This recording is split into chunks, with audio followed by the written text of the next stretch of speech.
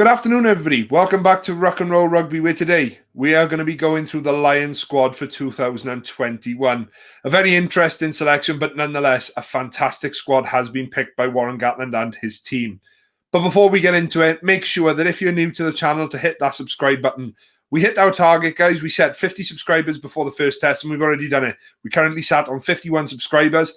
I would love for more of us to get on this journey now, though, as we move up towards 100. So my new target that I've set myself is, can we get to 100 subscribers by the end of this summer's Lions tour? It's a big ask, but I'm sure that with the community we've got growing here, we can more than definitely do it. So let's get into this squad, and let's talk about Warren's choices.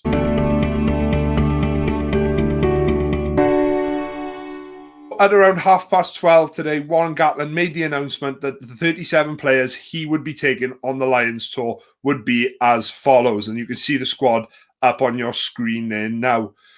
A real mix there, you've got to say, of players that thoroughly deserve to be there. There's a few players there that maybe we weren't expecting to see, but some of those wild card choices and some of those picks that we weren't sure whether they'd make it or not, depending on the smaller squad would make it, have indeed made it. So what I'm going to do is, rather than go through this squad player by player, I'm going to talk about my talking points from Warren Gatland's squad today and where I think this Lions squad is going into the summer tests. Where else to start than the captain, okay? Before the squad was announced, Warren Gatland announced that Alun Wyn Jones would be the man that is going to captain his Lions tour this summer. It was very interesting watching the live announcement. They had Gavin Hastings and Sam Warburton there. And Sam Warburton raised a very, very valid point, is that if you look at this squad of players, especially now that they've been picked, there's nobody in that squad that has done what Alun Wyn Jones has done in the game. He's the most capped player in the squad. He's won 6 Nations titles. He's won league titles with the Ospreys. He has pretty much achieved everything there possibly is to achieve within the game. And for me, the perfect candidate and captain to take this squad forward into the summer tests. A few notable mentions were there as well. Stuart Hogg was also included in the squad. Owen Farrell was included in the squad. But I think if you're looking for a standout captain that was going to go on this tour, it was always going to be Alun Wyn Jones. So well done to Alun Wyn. As we expected, there were always going to be a few surprises. You know, we heard about a few players that could make it. But I think notably, there have been a few big inclusions that we weren't expecting. As you can see on the screen just now, Bundyaki for me was one of the big surprises in that squad. I think the selection of him really dictates how Warren Gatland is looking to play this summer tour. He's going to play a big, abrasive game. He's going to play the power game. And he's going to try and catch South Africa out at their own game. Also, the likes of Ali Price. Now, recently in the video on the channel where we spoke to Gareth Evans, he actually mentioned Ali Price as his wild card. And surprisingly, he has made the squad. But with the withdrawal of Ben Young saying that he was unavailable for selection, there was always that possibility that someone like Price could make the squad. Another one for me, Courtney Laws. I'm very, very surprised to see him there, considering he hasn't played any rugby since February. But as we'll mention in one of my further talking points, I think I can see why he has been included within this squad.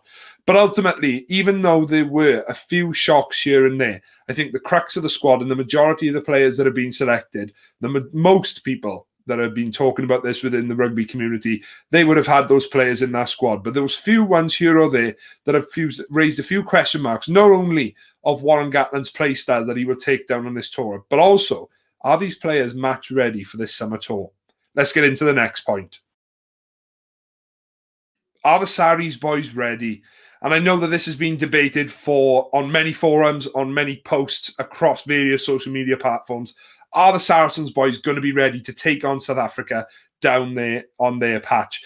For me, I'm not sure myself. You know, Maro Itoje, he had one maybe offish game against Wales during the Six Nations, but ultimately we saw against France just how good this guy is.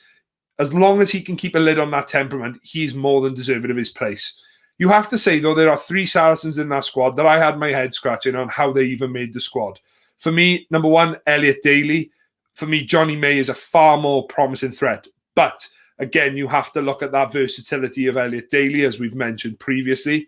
You have to look then, Owen Farrell. I have to say, I do not know how on earth he has made the squad. He's been in poor form internationally, and it's shown through the way that he's played that he just wasn't up to international standard this year. Will he play himself into form in South Africa? He hasn't got long to do so, but a player of his talent, you have to say, you'd hope he could. Because if he's on form, Owen Farrell does make that test side. Gatland knows full well what he can do. Gatland knows that he is a points maker, and if he's in that tough situation in the latter stages of a test, he's probably one of the best goal kickers that are going on this tour. So maybe that played into his mind with Farrell. Jamie George, I'm really confused by that one. I think the hookers that were available to Gatland, you've got to look. Kelleher really should be saying, why am I not picked? I think George Turner from Scotland was playing far better rugby than Jamie George has. So alongside Ken Owens, who made the squad, alongside Luke Cowan-Dickie, you have to say, for me, Jamie George is probably the fifth choice Lions hooker at the moment, but he makes that squad. He went in the 2017 tour, had an impact in starting those games, but I don't think that at this moment in time, he is deserving of that place. And for me, he is taking the place of somebody who deserves it far, far more at the moment. You have to say, ultimately, though, it's not the Saracens boys' fault that they're in the situation they're in. It's not their fault that the club overspent on their salary cap.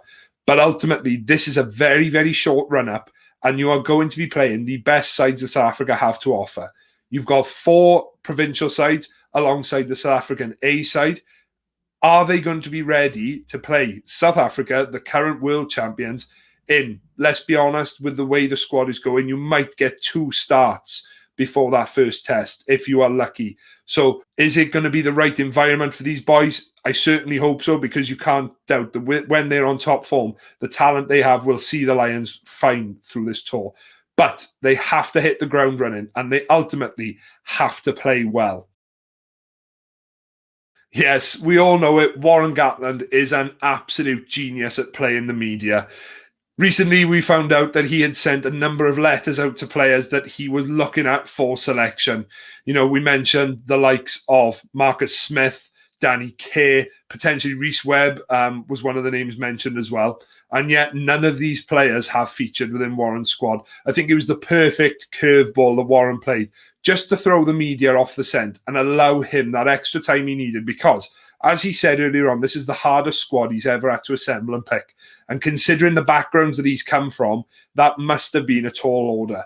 There's lots of players in there that he probably wanted in there from the off. And I think he mentioned, with such a short run up to the first test, he's got to go with combinations that he knows works already. And he's got to work on those players. He said that each player will start in one of the first 3 games. That leaves 2 extra games to look at potential players before that first test. So I definitely see why he's gone with some of these more certain picks. But definitely, what a curveball by Warren Gatland. 50 letters going out. I'm pretty sure that in the coming weeks, there'll be more players stepping forward saying that they were players that received letters. But ultimately, the squad has been picked. Maybe those players might be considered should there be injuries to any players. But ultimately, I think it was the perfect card to play, considering all the hype that was being built up in the media.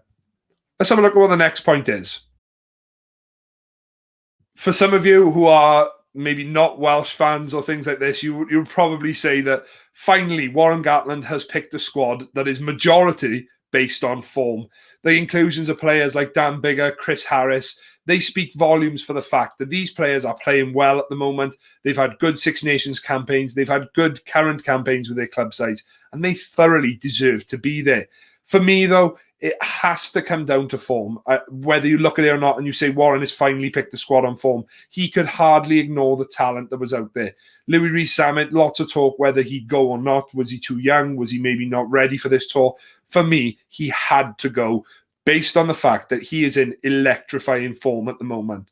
Likewise with Dan Biggar, a lot of people have him down as their test 10 at the moment, based on his current form. You can talk about who the best players are in that position in the country at the moment.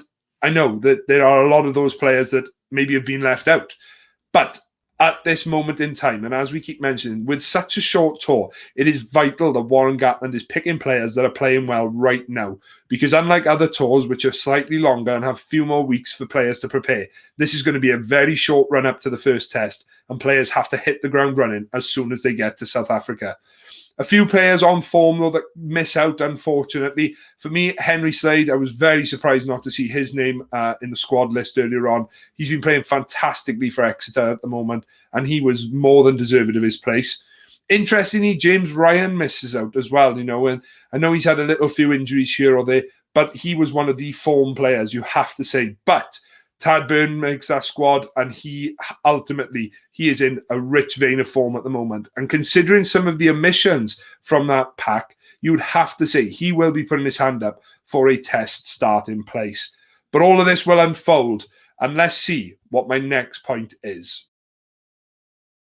Versatility was always going to be key in this decision. We talked about Courtney Lawes earlier on. For me, the selection of Courtney Lawes tells me one thing. He can play second row, he can play back row. Tide Byrne can play second row, can play back row. Elliot Daly can play centre, wing, fullback. These players that have made the squad, there are a few people are going, I don't really understand why they're there. Their versatility is what's got them into this squad. There are a few players, obviously, that are there to do one job and one job only because they do that job so well. But ultimately, these decisions where you're thinking, I don't know about that. Even the likes of Chris Harris, who has played rugby both on the wing and in the centre, is a versatile option for the Lions. And I think we keep saying, with such a short run up to that first test, it is something the Lions are going to have to depend upon. And I can understand to an extent with some of the players.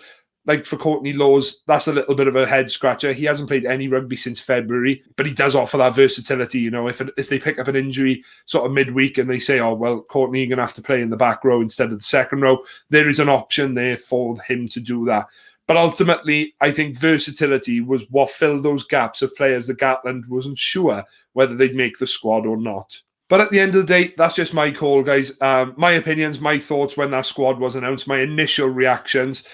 In the next few days, obviously, when things start coming out a little bit more and we start hearing a little bit more from the players' reactions as well, obviously these decisions will become a little bit more easier to understand. But my initial reactions were what I've pointed out in this video today.